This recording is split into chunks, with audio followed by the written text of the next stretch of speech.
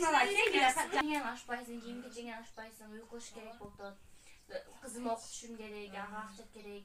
Ошого кызымы 1-2 жылга карап турсаңыз болот эле. Мен сизге Кызыма шерик болуп жүрөт, бирге мектепке барышат. Сен салсаңыз, акча салып берем сизге, которуп картаңыз. Өзүм караймын, өзүм кызым кандай көрсөм, мында ушундай көрөмүн.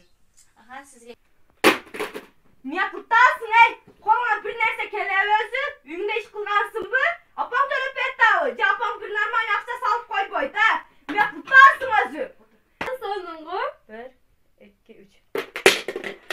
апа, мен телефонумду сындырып койду. Мына апам, сүйлө. Апа мага акча керек болот эле. Эмне болду кызым? Бардык кыздар жакшынакай кийинип жүрөт, менин кийимим жок. Дагы бирдекелерге акча топтош керек болот. Өзү эми ишке кирген болчумун да кызым. Азыр акчадан проблемам болуп атат, квартирага беришим керек болчу. Неме, эжеңен алып турсаң болбойбу экен карызга? Эжемде жок экен да. Боптур, аны ушул жерден таап сага жиберип берем.